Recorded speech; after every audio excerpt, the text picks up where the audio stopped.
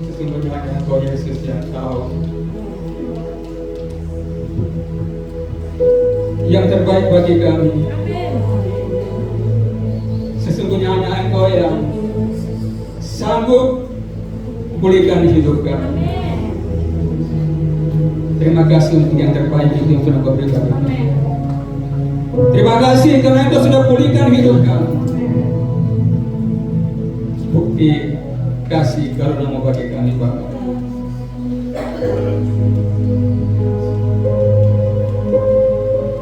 Sekarang kami mau buka hati ke hadapan-Mu, Tuhan. Nyatakan isi hati dan rintangan-Mu bagi kami menurut kebenaran firman-Mu, supaya kami menjadi seperti apa yang Kau kehendaki bagi kami. Kami dapat mengerti dan memahami apa rencana-Mu bagi kami, dan kami bisa melakukan itu di sepanjang kehidupan kami. Dalam nama Tuhan kami Yesus Kristus, kami sambut firman kebenaran. Haleluya. Amin. Amin. Silakan Bapak Ibu dulu. Shalom. Udah buat. Shalom. Ya, mulai sekarang kita belajar dulu. Kalau bersuara di depan sini harus lebih kencang lagi. Latihan mulai dari sekarang. Karena kalau suruh nanti di sana di gereja baru sana, di gedung baru sana, kalau saya tadi di depan dengan suara yang seperti biasanya, orang di belakang tidak akan dengar. Jadi latihan dari sekarang ya. Shalom.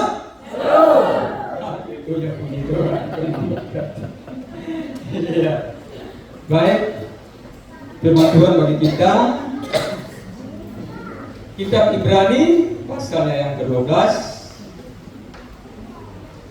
ayatnya yang ke-5 sampai ayatnya yang ke-11.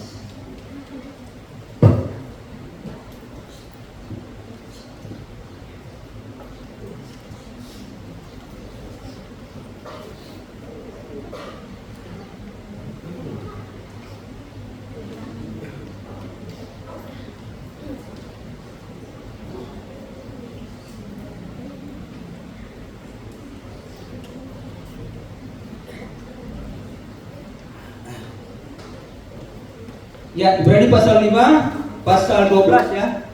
Ayatnya yang ke-5 sampai dengan ayatnya yang ke. Demikian bunyi firman Tuhan. Dan sudah lupakah kamu akan nasihat yang berbicara kepada kamu seperti kepada anak-anak? Hai anakku, janganlah anggap enteng didikan Tuhan, dan janganlah putus asa apabila engkau diperingatkannya. Karena Tuhan menghajar orang yang dikasihinya, dan Ia menyesah orang yang diakuinya sebagai anak. Jika kamu harus menanggung ganjaran, Allah memperlakukan kamu seperti anak. Di manakah terdapat anak yang tidak dihajar oleh ayahnya? Tetapi jikalau kamu bebas dari ganjaran yang harus diderita setiap orang, maka kamu bukanlah anak, tetapi anak gampang. Selanjutnya, dari ayah kita yang sebenarnya, kita beroleh ganjaran, dan mereka kita hormati. Kalau demikian, bukankah kita harus lebih taat kepada Bapa segala roh, supaya kita boleh hidup? 10. Sebab mereka mendidik kita dalam waktu yang pendek sesuai dengan apa yang mereka anggap baik, tetapi Dia menghajar kita untuk kebaikan kita, supaya kita beroleh bagian dalam kekudusannya. Ayat yang ke-11. Memang setiap-tiap ganjaran pada waktu diberikan tidak mendatangkan sukacita, tetapi duka cita. Tetapi kemudian Ia menghasilkan buah kebenaran yang memberikan damai kepada mereka yang dilatihnya. Iya.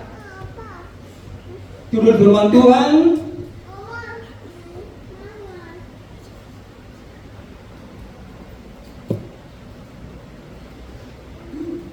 Diproses untuk menjadi dewasa. Diproses untuk menjadi dewasa. Saya kira kita semua tahu kok. Untuk menjadi tua itu hal yang pasti. Sudah pasti kita semua jadi tua dengan adanya berjalannya waktu berdasarkan umur kita masing-masing. Seperti saya kan sudah tua. Tua secara fisik, ya. Tapi bukan itu yang dimaksud dalam firman Tuhan. Menjadi tua itu pasti, tapi untuk menjadi dewasa, itu keputusan. Mau dewasa atau tidak, tergantung dari pribadi masing-masing. Bukan dengan, tentu yang saya maksudnya adalah dewasa secara rohani, dewasa iman namanya. Dia tidak akan datang dengan sendirinya, harus melalui proses, proses yang tidak main-main.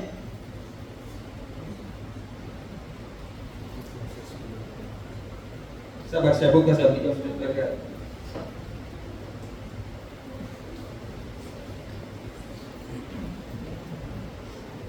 Bapak dimulai saya izin ya. Bapak kasih saya waktu berapa menit?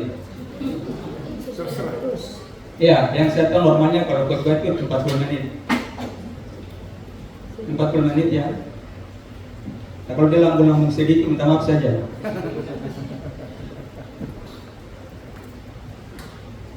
Karena jarang-jarang tuh. Ya. Jadi kalau namanya proses itu nggak main-main. Kalau Bapak Ibu kalau kita teliti baca Ibrani 12, mulai dari ayat yang pertama sampai yang seterusnya itu dia melulu berbicara tentang apa? Penderitaan, penganiayaan, kesukaran dan apa? Disiplin. Penderitaan, penganiayaan, kesukaran serta disiplin. Kalau kita teliti baca ini semua ayat. Ya, ayat 5 sampai 6 bilang begini.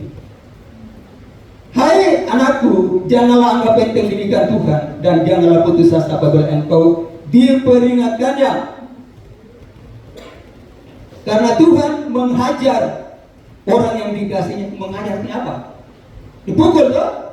Bukan mengajar, menghajar, dipukul.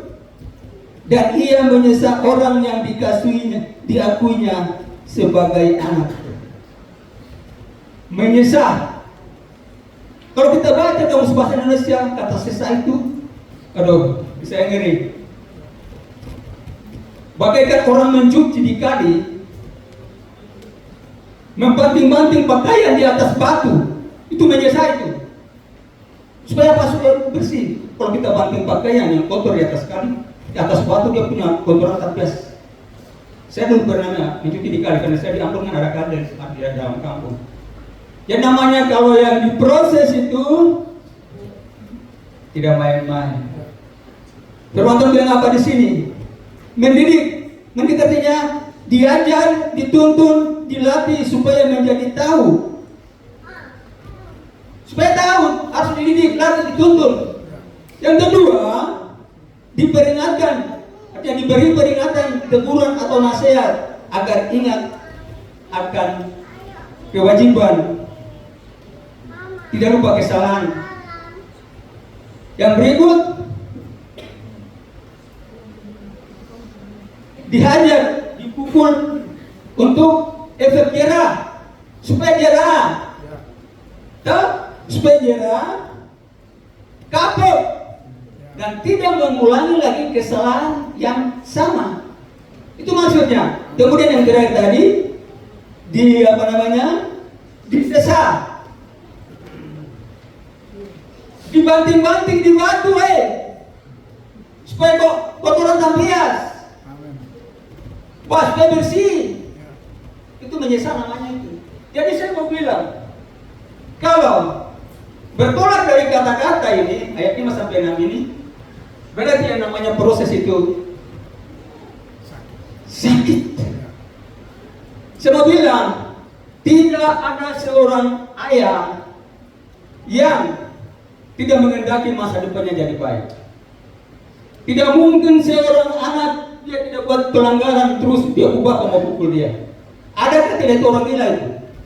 Kalau ada bermain diam-diam Setiap hari di rumah itu dia sopan, dia rajin belajar, rajin di gereja, tiba-tiba dia bawa tambah rogan basah pukul, itu orang gila. Lapor saya lapor ke polisi. Ya, nggak ada.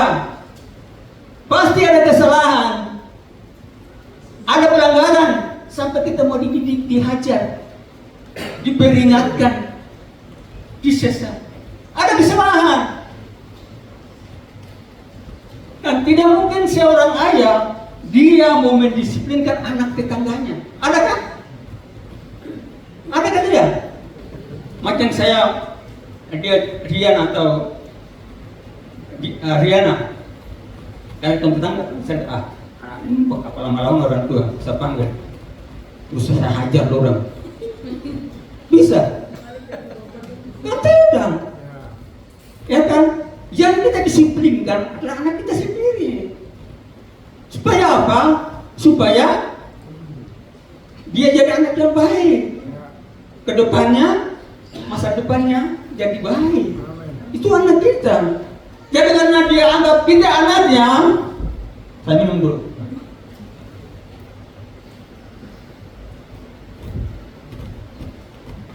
Ya. Banyak yang bilang, hai anakku, jangan anggap penting didikan Tuhan dan jangan putus asa apa yang kau diperingatkan. Karena kita anaknya, dia mau didik kita. Ya, dia mau bimbing kita. Dia mau disiplinkan kita. Supaya kita jadi baik. Proses itu sakit. Sangat sakit. Siapa bilang tidak sakit?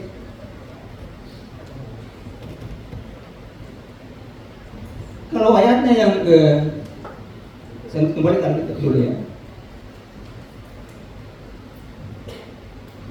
Ayat 8, ayat 7. Jika kamu harus menanggung ganjaran, Allah memperlakukan kamu seperti anak, di manakah terdapat anak yang tidak dihajar oleh ayahnya? Adakah anak yang kalau dia kesal terus bapaknya kasih tugas, lanjut saja, nggak apa-apa, biar kau bisa kau hancur, kau berantakan, kau urusan kau. Itu orang tua yang gila,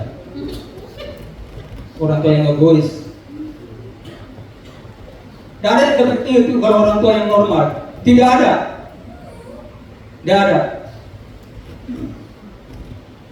Dan saya jangan tidak akan seperti itu. Ya, kemudian ayat 8. Tetapi jika kamu bebas dari ganjaran yang harus diderita setiap orang, maka kamu bukan anak tetapi anak gampang. Anak gampang kalau Anda yang rajin belajar di ini, apa namanya? Kamus Besar Bahasa Indonesia, itu dia punya bahasanya, itu dia punya artinya, itu minta maaf ya. Ini sangat jelek didengar. Tapi saya bilang saya tidak apa-apa dengan bahasa Inggris. Anak gampang artinya anak Sunda. Maukah kita dibilang seperti itu? Mau ya? Tapi tidak mau lah. Tidak mau. Artinya itu yang di apa namanya 1 Korintus 7 dia bilang anak-anak cemar. Itu anak gampang itu. Saya percaya Tuhan tidak mau ketemu anak-anak yang bilang seperti itu. Amen. Kita mau bilang mereka. Ya, seperti topik yang saya berikan supaya menjadi dewasa. Jadi kita ini karena Tuhan sayang kita. Kalau kita buat kesalahan, pasti dia hajar, pasti dia banting-banting. Ya, firman Tuhan bilang kan banting-banting, disesat. Supaya apa? Kita bersih, hidup kita jadi baik.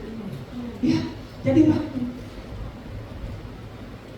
Kalau orang yang kapan hari itu kita ibadah dua pelayan, bicara tentang anak-anak Tuhan yang harus menderita.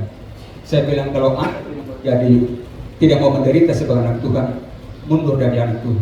Berarti jangan jadi anak Tuhan. Karena kalau jadi anak Tuhan pasti menderita. Itu kewajiban sebenarnya. Saya baca ayat yang sudah bilang begini. Ya.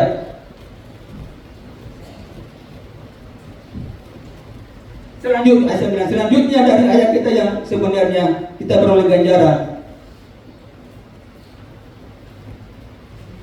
Sabar.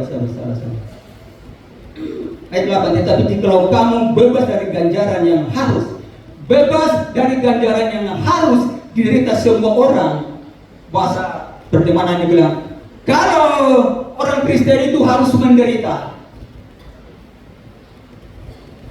1 Filipi pasal 1 ayat 29. Kamu dikaruniakan bukan saja untuk percaya kepada Kristus, tetapi juga untuk menderita untuk Dia. Jadi kalau jadi orang Kristen siap menderita. Amin. Kalau tidak mau menderita jangan jadi orang Kristen, tinggal di luar sana. Entah mau jadi apa terserah saja. Karena kita harus ditempa, dihajar, supaya bermental baja, bermental prajurit. Harus kuat. Iya. Yang sebagai keras prajurit yang dapat diandalkan. Inilah kita anak-anak Tuhan. Harus. Jadi kita melewati proses lebih demi proses. Ini ada Pak Roy di sini, ada Pak Menanti kan. Waktu jabatannya waktu mereka menjalani pendidikan untuk jadi anggota. Pak minta izin. Enak Pak waktu pendidikan. Sakit tuh, Pak Roy, sakit waktu dididik tuh. Sakit, masuk dalam got, berenang dalam got. Ada satu yang paling keras. Ada sepunya masyarakat, dia dari Wamena dia pulang ke restoran sini. Dia itu Kopassus, minta maaf ya.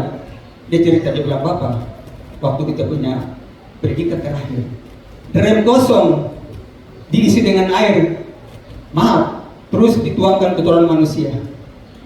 Ini Kopassus punya pendidikan. Baru suruh dia turun situ, kasih dia makan, dia makan. Harus habis makananmu. Kerasnya pendidikannya. Makanya mereka itu rata-rata anggota itu mereka tidak berbentar kerupuk. Tuhan mau kita seperti itu. Tuhan didik kita supaya kita menjadi prajurit satria yang dapat diandalkan untuk pelayanan Tuhan. Keton tidak. Kalau ditegur kita beku. Kalau diperingatkan ditegur sama pimpinan, maraju.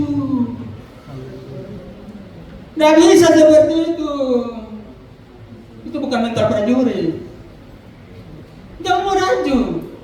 Apalagi kalau sudah siap atau sudah mental, sudah jadi pelayan Tuhan. Kita ditempa dulu, ya, baru bisa menjadi sesuatu yang dapat diandalkan, dipakai untuk pelayan pekerjaan Tuhan. Ini triplex. Ini triplex Pak ya? Di belakangnya triplex kan? Ada jemaat yang pernah kerja di RR waktu triplex. Ada ya? Bisa ceritakan bagaimana prosesnya satu lembar triplex sebelum jadi triplex, prosesnya bagaimana? Coba. Pertama dia kan kayu, pohon kayu yang tinggi, dipangkat, di sensor dulu. Sudah jatuh, dipenggal-penggal. Setelah itu ditarik dari dalam hutan, dibawa ke jalan raya supaya dinaikkan ke trek tronton, baru dibawa ke pabrik. Sampai di pabrik, dipotong-potong, dikupas baru apa? Digiling. Habis itu sudah dilem. Prosesnya tidak satu kali, berkali-kali. Setelah dilem, baru sudah jadi triplex, dibawa turun. Nah, bisa dipakai. Saya mau tanya untuk hal-hal yang berguna. Kalau saya jadi dia manusia, triplex itu atau dia punya nyawa, baru dia melewati proses sepanjang seperti itu. Dia mampukah kalau dia punya nyawa atau dia manusia? Pasti dia teriak-teriak, ampun, harus seperti itu. Supaya kok bisa dipakai itu. Ini juga speaker ini bodinya kan kayu yang dipres tuh Pak, ya, dipres.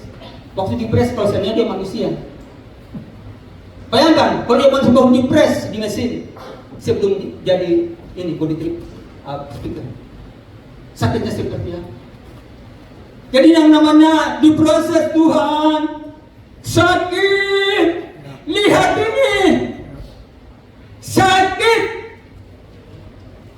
Tapi saya mau bilang,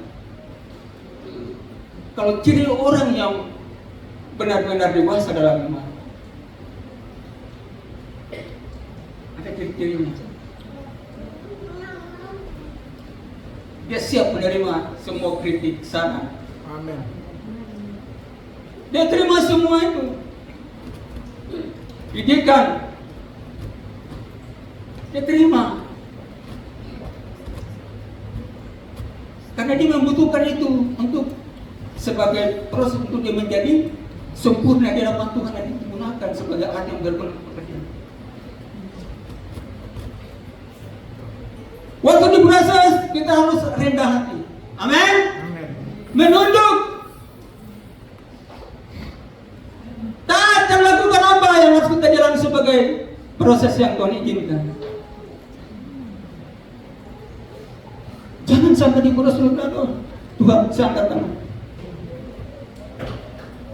Saya bilang kalau kita merasa tidak mampu untuk diproses sama Tuhan untuk dipakai, minta maaf kalau saya bilang silakan mundur. Di Galilea waktu banyak murid yang mengundurkan diri, Tuhan Yesus marah atau tidak? Coba baca.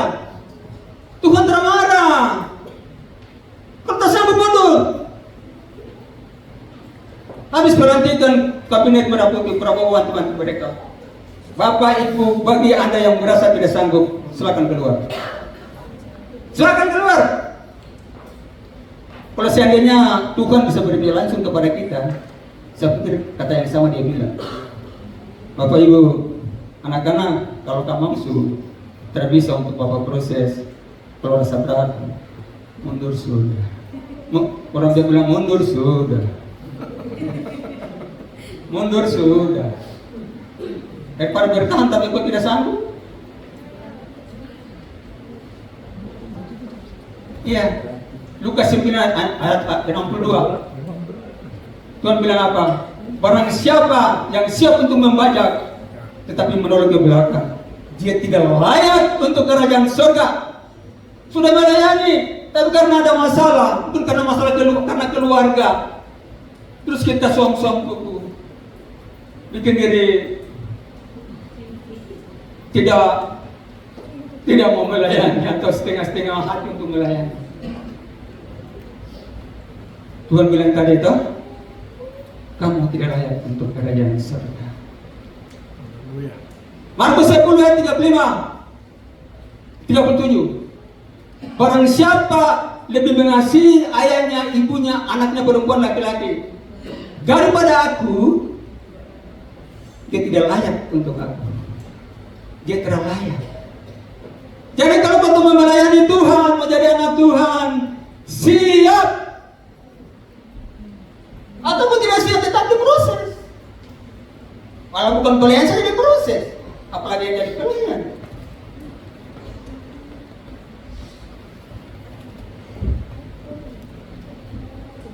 Ya.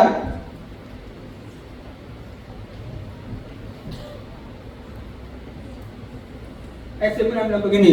Selanjutnya dari ayat kita yang sebenarnya kita beroleh ganjaran dan mereka hormati dan kita hormati. Kalau demikian, bukankah kita harus lebih taat kepada Bapa segala roh supaya kita boleh hidup?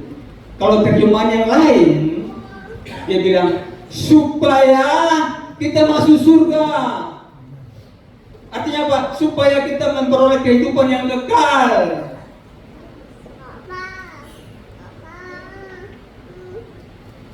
Kalau siap untuk diproses, iya. Jadi kalau mau sama-sama dengan Tuhan, kalau mau jadi Tuhan, kalau mau melayani Tuhan, tidak ada cerita lain, tidak ada cerita yang lain, tidak menderita. Itu pasti menderita. Itu pasti menderita. Makanya tadi saya bilang, kalau mau tidak mau jadi anak Tuhan, mundur. Angkat tangan. Tuhan, saya stop, saya tidak mau jadi anak Tuhan. Tuhan kusik, Tuhan lahir, kita jadi anak iblis sudah. Ya tak? Mungkin gara-gara keluarga kita, karena kita lebih untuk keluarga, membuat kita suami-suami kurang pelayanan. Yang tadi saya bilang, kalau mengutamakan ayahmu, ibumu, anakmu, laki-laki perempuan, kau tidak layak. Kau tidak layak. Amin. Ya, saya dengan segala kekurangan, segala kebodohan saya bilang sampai mati. Sampai saya tidak bisa naik ke sini untuk melayani. Mungkin itu saya mundur. Makanya saya siap menerima setiap proses. Saya siap. Saya siap. Saya masih segar ingatan saya. Waktu saya sudah tinggal di kampung saya lagi baring di lantai di depan lemari pakaian. Saya bilang, Tuhan, saya sudah sanggup tuh, sakit. Jelas ada bisikan. Oh yang minta tuh. Memang saya pernah bilang, Tuhan, murnikan saya, murnikan Tuhan, pakai saya, proses saya, pakai saya. Jelas waktu itu, setelah Anda mau bekerja atau tidak, saya bilang, Tuhan, saya sudah sanggup, Tuhan, terlalu sakit. Tuhan bilang, oh yang minta baru, dialek Papua lagi, oh yang minta baru. Setelah saya sadar, saya sadar, bahwa betul-betul kalau mau jadi anak Tuhan, harus diproses, harus menderita. Apalagi sudah buka hati dan sudah buka mulut untuk melayani Tuhan. Siap. Amin. Ya, proses segala arah, dari depan, dari belakang, dari kiri, dari kanan, dari keluarga, suami, istri, anak-anak, mertua, keluarga istri, keluarga, bahkan jemaat, semua orang, siapapun, lewat mereka kita diproses. Amin. Jadi kalau kita pimpinan lihat kalau kita sudah ada kesalahan sedikit, kalau ditegur harus menerima, ya kan? Amin. Kalau anggota mendapat kesalahan tanpa jatuh, dia tidak menyerah, Bapak minta, karena dia berdiri, siap.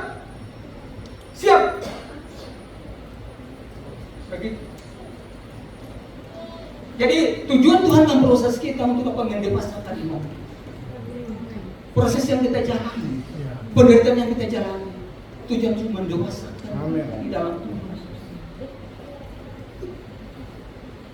Doa saya kan setiap hari begitu, Tuhan saya mau dewasa di dalam Tuhan. Ubahkan pikiran saya, ubahkan hati saya, ubahkan karakter hidup saya. Saya masih jauh dari kata dewasa. Saya sadar dan saya terus berproses. Karena itu kita anak-anak Tuhan. Masih jauh.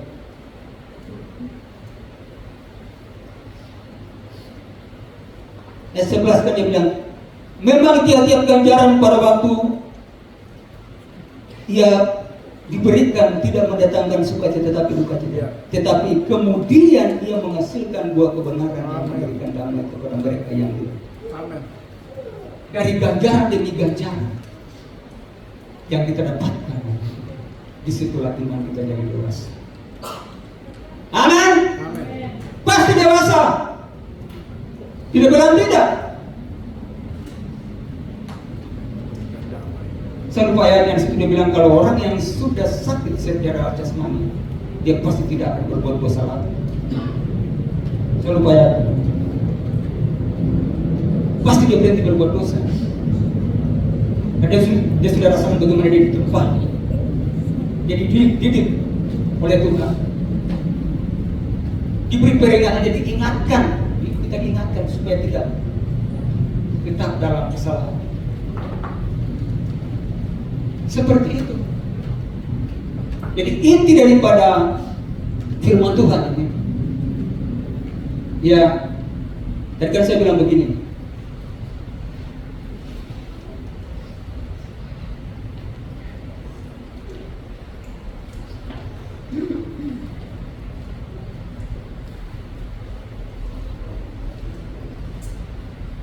Semua berbicara tentang penderitaan, penganiayaan, kesukaran, dan disiplin. Tujuannya satu, cuma satu tadi. Yang saya ulang-ulang, supaya kita dewasa. Itu saja. Itu saja. Coba bagaimana saya sudah mau istirahat, saya sudah mau stop. Iya, supaya kita dewasa. Amin. Siapa yang tidak suka dewasa dalam Tuhan? Ya. Siapa tidak suka menjadi dewasa di dalam Tuhan? Saya kira kita semua mau dewasa dalam Tuhan. Amin. Kita jadi orang yang luar biasa, bukan biasa-biasa. Amin. Ya, kalau orang biasa-biasa itu kalau kalau ditegur dia beku, kalau orang berbuat salah dia dendam, dia mengasihi orang yang bisa mengasihi dia, itu orang biasa-biasa. Tapi kalau orang yang luar biasa, dia mengasihi orang yang tidak mengasihi dia. Kan Tuhan bilang, kalau kau mengasihi orang yang mengasihi kau, apa kau orang terus untuk saya bilang. Jadi kita harus jadi luar biasa. Ya. Artinya kita lakukan hal-hal yang orang tidak bisa lakukan, tapi kita mampu lakukan, itulah luar biasa. Luar biasanya kita anak-anak. Tuhan bilang tak pergi, ini kasihkan pinggang. Kalau kita punya barang, diambil. Jangan ambil kembali. Luar biasa kan? Jadi jangan jadi orang biasa-biasa. Nah, terakhir saya bacakan, saya catat di sini ciri-ciri orang yang dewasa iman atau dewasa kesalahan Tuhan. Melihat didikan, nasihat, koreksi dan teguran sebagai hal yang positif dan bermanfaat. Yang kedua, memiliki mental yang kuat. Yang ketiga, membuat keputusan dan pilihan yang tepat dalam hidupnya. Dan yang keempat, menjadikan Tuhan sebagai kebahagiaan dan kesenangan dalam hidupnya. Itu ciri orang yang dewasa. Iman atau dewasa dalam Tuhan. Saya undang teman-teman pemain musik. Kita bersyukur untuk firman Tuhan.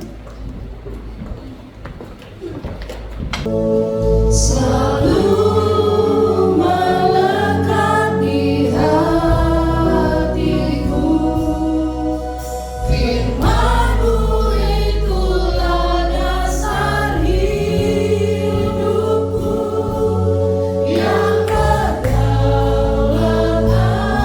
atasku.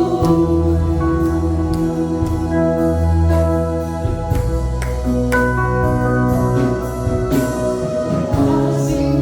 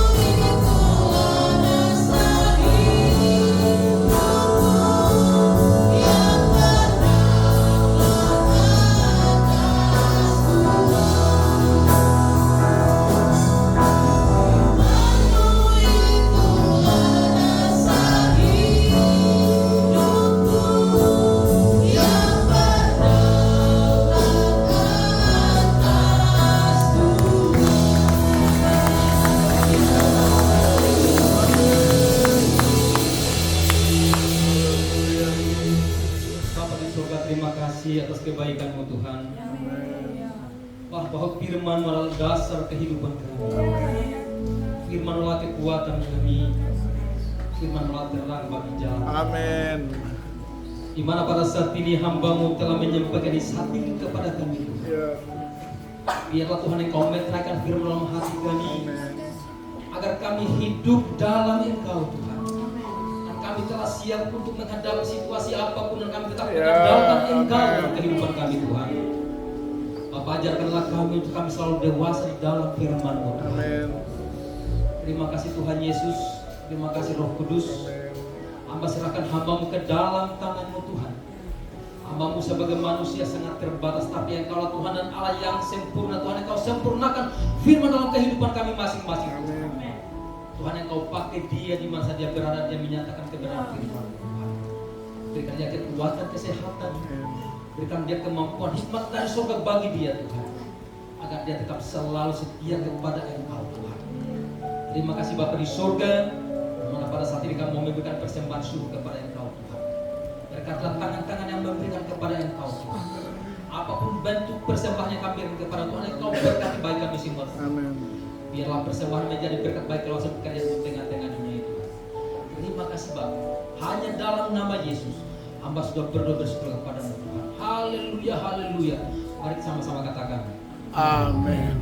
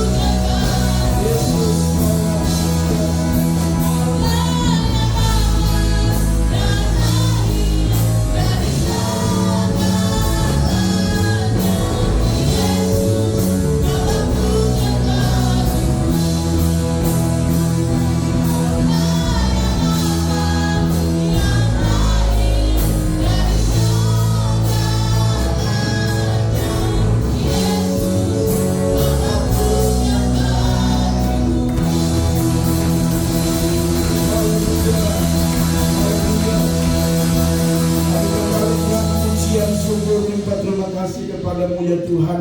Di akhir ibadah raya kami hari ini, kami boleh menikmati berkat yang luar biasa daripada Tuhan. Kami terlalu percaya bahwa Tuhan tidak pernah meninggalkan kami.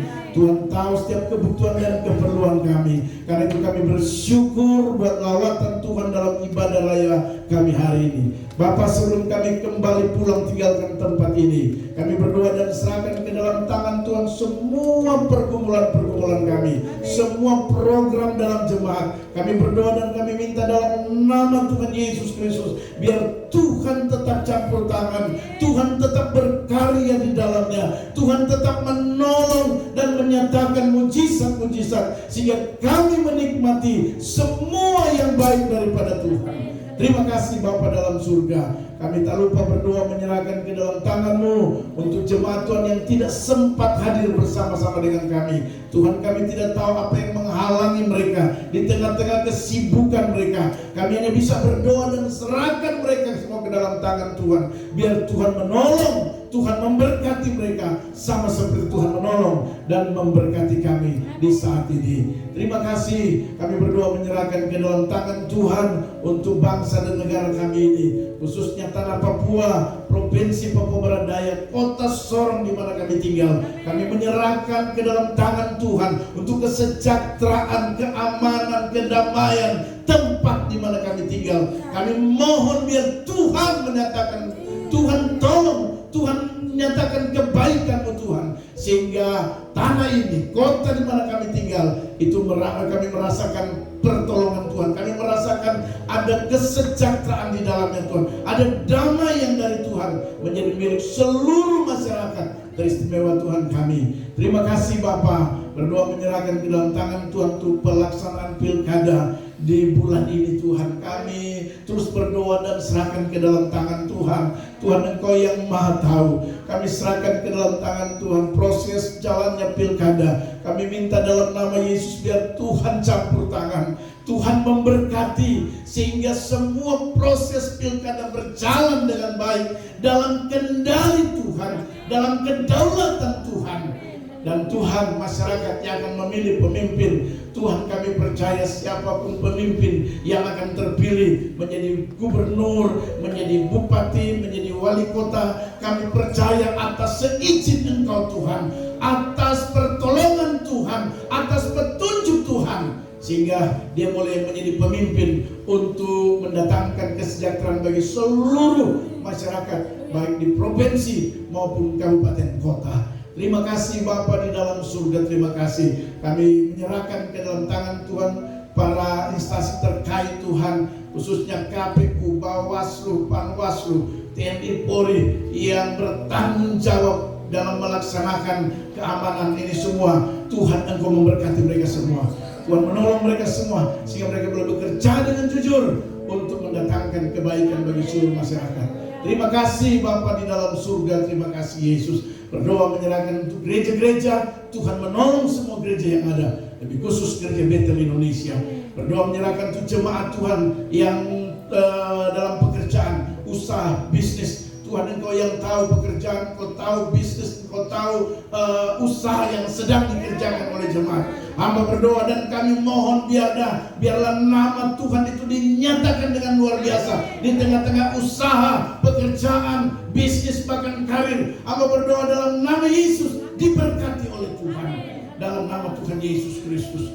Jauhkan segala tantangan, rintangan, jauhkan segala penghambat Tuhan. Kami batalkan segala niat-niat jahat orang untuk mengganggu pekerjaan, usaha, bisnis, karir. Dalam nama Yesus Tuhan.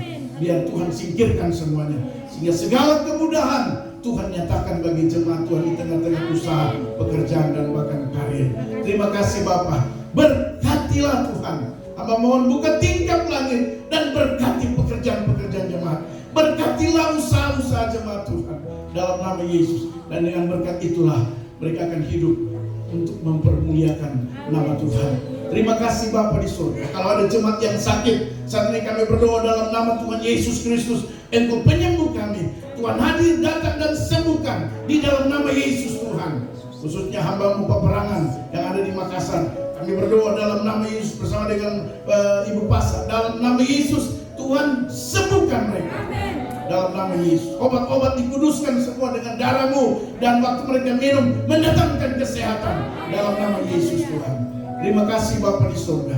Dengan kesembuhan kami terus hidup dalam mempermuliakan nama Tuhan. Terima kasih Bapa, anak-anak kami dalam pendidikan, Tuhan tolong semuanya, mulai dari TK sampai pada perguruan tinggi. Tuhan jadikan mereka anak-anak yang luar biasa, pintar, dahsyat Tuhan.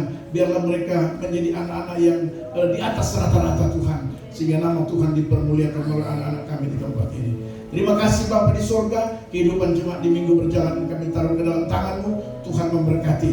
Biarlah hari-hari hidup kami terus merasakan kebaikan daripada Tuhan. Cara khusus kami berdoa untuk pembangunan gedung ibadah kami yang baru. Tuhan tetap terus berkarya di dalamnya. Kami percaya Tuhan.